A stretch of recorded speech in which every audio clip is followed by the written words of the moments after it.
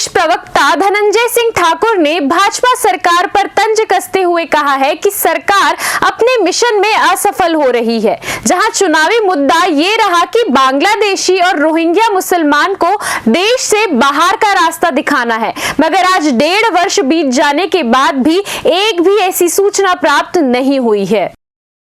कांग्रेस ने आरोप लगाते हुए कहा है कि विधानसभा चुनाव के दौरान भाजपा के बड़े से लेकर छोटे नेताओं के हाथ में बांग्लादेशी रोहिंग्या की सूची हुआ करती थी। 1.5 वर्ष में एक भी बांग्लादेशी रोहिंग्या मुसलमान को प्रदेश से बाहर नहीं किया गया।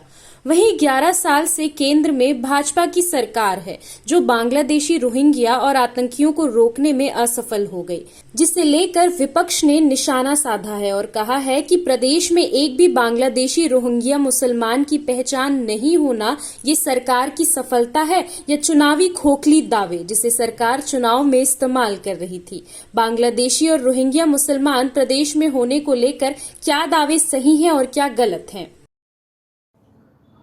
विधानसभा चुनाव के दौरान भाजपा के बड़े से बड़े और छोटे से छोटे नेताओं के हाथ में प्रदेश में कितने बांग्लादेशी हैं, कितने रोहिंग्या मुसलमान हैं, उनकी संख्या, नामों की सूची हुआ करती थी, कौन कौन स्थान में हैं।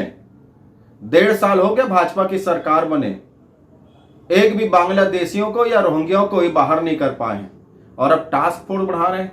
तो भाजपा का जो झूठ है उसका पर्दाफाश हो गया है। और 11 साल से केंद्र में भाजपा की सरकार है। इन 11 सालों में भाजपा की सरकार बांग्लादेशी, रोहिंग्या और आतंकियों को रोकने में असफल साबित हो गई है।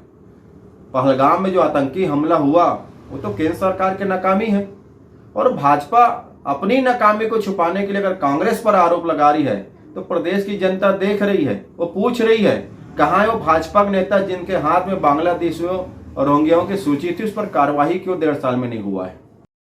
CCN शार्प न्यूज के लिए ब्यूरो रिपोर्ट।